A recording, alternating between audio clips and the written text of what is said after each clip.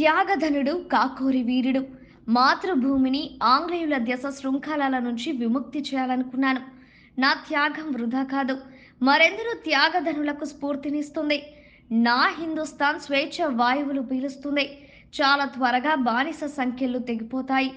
దేశ స్వాతంత్ర్యం కోసం, జన్మభూమి కోసం ఉరికంబాన్ని ఎక్కబోతున్న మొట్టమొదటి అదృష్టవంతుడిగా గర్వపడుతున్నాను అంటూ గర్జించిన ఆ ముస్లిం యువకుడు ఉరితాడును ముద్దాడి ఆ మరుక్షణం పై అధికారి ఆజ్ఞతో తలహరి కంట కన్నీరు లొలుకుతుండగా ఉరితాడును పైకి లాగాడు.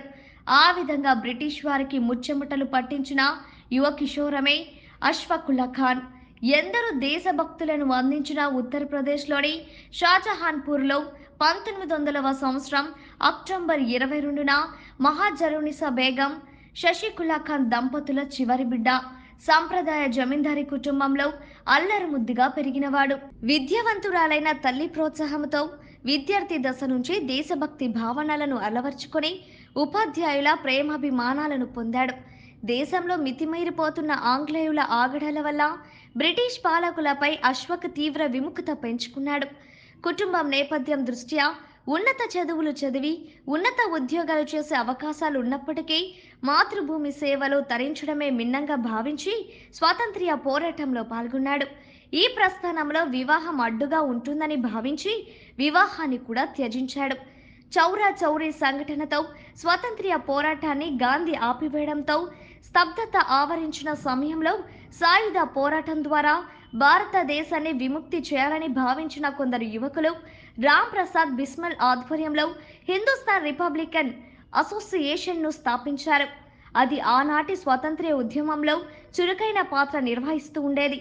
మొదట్లో ఎన్నో అనుమానాలు, అవమానాలు ఎదుర్కొన్న అశ్వక్ ఈ సంస్థలో సభ్యుడిగా చేరి అందులోని ఆర్య సమాజ సభ్యుడైన రామ్ ప్రసాద్ బిస్మిల్కు ప్రాణ స్నేహితుడిగా మారాడు. ముస్లిం యువకులలో దేశభక్తి భావనలను పెంపొందించేందుకు ఎంతగానో కృషి చేశాడు.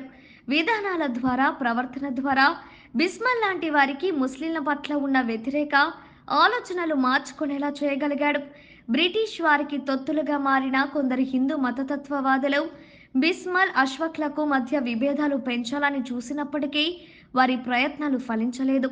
హిందూ ముస్లింల ఐక్యతను కాంక్షించిన అష్ఫాకుల్లా ఖాన్ విదేశీ వస్తు బహిష్కరణకు, స్వదేశీ వస్తు వాడకానికి పిలుపునిచ్చాడు. నాడు హిందూ ముస్లింల మధ్య జరుగుతున్న మత కలహాలు ఆయన హృదయాన్ని కలిచివేశాయి. ఫైజాబాద్ జైలు నుంచి తాను రాసిన లేఖలో, నా దేశ సోదరులారా, మీరు మొదట భారతీయులు, ఆ తరువాతే వివిధ మతాల వారు. మీరే మతం వారైనప్పటికీ పరస్పరం కలహించుకోకండి. ఐక్యమత్యంతో ఆంగ్లేయులను ఎదిరించండి. ముందు ఈ దేశాన్ని విముక్తి చేయండి అంటూ విన్నవించుకున్నాడు. అష్ఫాకుల్లా జీవితాన్ని మలుపు తిప్పిన, ఉరిశిక్ష వరకు తీసుకుపోయిన ఘటన 1925 ఆగస్టు 9న జరిగిన కాకోరి సంఘటన. సాయుధ ఉద్యమానికి నిధుల కొరత ఉండడంతో బ్రిటిష్ ప్రభుత్వం బజానాను తరలిస్తున్న రైలు దోపిడీ చేయాలని హిందుస్థాన్ రిపబ్లిక్ అసోసియేషన్ సభ్యులు నిర్ణయించారు. ఈ ఆలోచనను బిస్మిల్ కేంద్ర సమితి ముందుంచి పథకాన్ని వివరించి సభ్యుల అభిప్రాయాలను కోరగా మిగిలిన సభ్యులందరూ ఏకగ్రీవంగా సమ్మతించగా ఒక్క అష్ఫల్ మాత్రం వ్యతిరేకించారు. ఈ సందర్భంగా ఆయన మాట్లాడుతూ, మన దళం ఇంకా బలోపేతం కాలేదని, ప్రభుత్వంతో తలపడే శక్తి సమకూరలేదని, ఈ సంఘటన జరిగితే ప్రభుత్వం మనల్ని కఠినంగా శిక్షిస్తుందని, మన ఉద్యమం ప్రమాదంలో పడుతుందని ఆందోళన వ్యక్తం చేశాడు.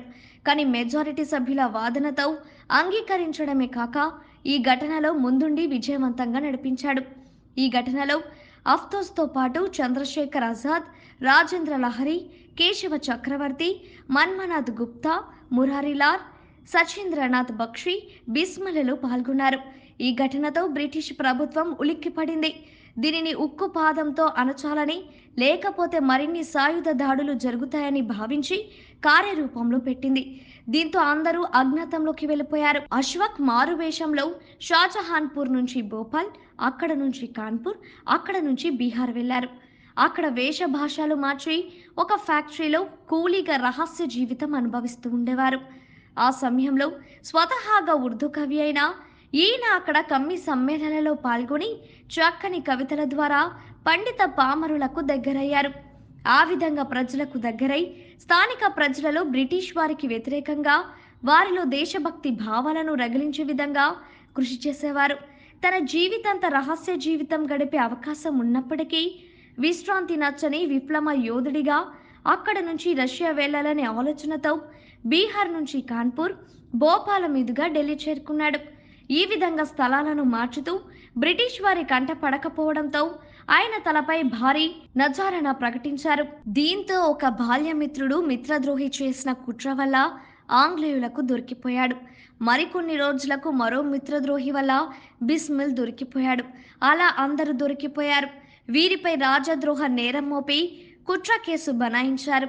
కోర్టులో విచారణ సమయంలో బిస్మిల్ కోరిక మేరకు బిస్మిల్ను ఉరిశిక్ష నుంచి తప్పించడం కోసం సంఘటనకు పూర్తి బాధ్యుడిని నేనేనని, బిస్మిల్తో సహా మిగిలిన వారెవరికీ ఎలాంటి సంబంధం లేదని మొత్తం నేరాన్ని తనపై వేసుకున్నాడు. ఆ తర్వాత ఎందుకు మొత్తం నేరాన్ని నీ మీదనే వేసుకున్నావని సభ్యులు లాయర్ అడిగినప్పుడు బిస్మిల్ వంటి మేధావులు బతకాల్సిన ఆవశ్యకత ఉందని అష్ఫాక్ సమాధానం చెప్పినప్పుడు బిస్మిల్ కంటతడి పెట్టుకున్నాడు. ఆ తర్వాత బిస్మిల్ తను రాసుకున్న ఆత్మకథలో స్వాతంత్ర్య పోరాటంలో అష్ఫాకుల్లా ఖాన్ పాత్ర చాలా అమోఘమైనదని, అతడు శారీరకంగానే కాదు మానసికంగానూ బలవంతుడు, మహావీరుడు, దేశభక్తి పరాయణుడు అని రచించాడు. ఇంతటి త్యాగధనుడైన అష్ఫాకుల్లా ఖాన్ను 1927 డిసెంబర్ 19న ఉరితీశారు. ఉరిశిక్ష ఖరారైన తర్వాత తాను ఉరికొయ్య మీద ఉయ్యాల ఊగే సుందర స్వప్నాన్ని అనునిత్యం దర్శిస్తున్నానని, ఇది తనకు లభించిన మహత్తరమైన అవకాశమని, తనను త్వరగా ఉరితీయాలని, తద్వారా భారతీయుల గుండెల్లో రేగిన బడబాగ్నులలో బ్రిటిష్ వారు మాడి మసైపోవాలని కోరుకున్నాడు. ఉరిశిక్షకు ముందు తన తల్లికి రాసిన లేఖలో, అమ్మా, నీవు వీరమాతవు, వీరమాతలు దుఃఖించరాదు. మాతృభూమి కోసం మరణించే మహత్తర అవకాశం నీ పుత్రుడికి లభిస్తున్నందుకు నీవు సంతోషించాలని తల్లిని ఊరడించాడు. ఉరిశిక్షను తన పరిణయంగా భావించి మురిసిపోతూ ఈ విషయాన్ని తన సహచర ఖైదీలతో సంతోషంగా పంచుకుంటూ ఉరితీతకు కొద్దిసేపటి ముందు వరకు ఉరిశిక్ష కోసం బలిపీఠం ఎక్కడానికి ఉవ్విలూరిన మృత్యువుకు వెరవని ధీరుడు, హిందూ ముస్లింల సమైక్యత కోసం, భరతమాతను ధ్యాస శృంఖలాల నుంచి విముక్తి చేయడం కోసం భగత్ సింగ్ కంటే 4 సంవత్సరాల ముందే ప్రాణాన్ని తృణప్రాయంగా భావించి అర్పించినప్పటికీ ఈ దేశభక్తుడు ముస్లిం కావడం వల్ల మతతత్వ చరిత్ర ఆయనను విస్మరించింది. ఈ దేశం కోసం, దేశ సౌభాగ్యం కోసం ఇలాంటి ముస్లిం దేశభక్తులు ఎందరో తమ మాన ప్రాణాలను సైతం అర్పించి ఉన్నారు. వారి త్యాగాలన్నీ నేడు కాలగర్భంలో కలిసిపోయాయి. ఉద్దేశపూర్వకంగా భూస్థాపితం చేయబడ్డ వాటిని తవ్వి తీస్తే ఇలాంటి ముస్లిం త్యాగధనులు కొలలుగా కనిపిస్తారు. ఇలాంటి త్యాగధనుల వారసులు వారి దేశభక్తిని శంకిస్తూ అభద్రత భావానికి, ఆత్మనున్యత భావానికి గురయ్యేలా చేయడం అనగారికం. అలా చేయడం అంటే దేశభక్తి నరనరాన జీర్ణించుకున్న అమరవీరుల త్యాగాలను అవమానించడమే.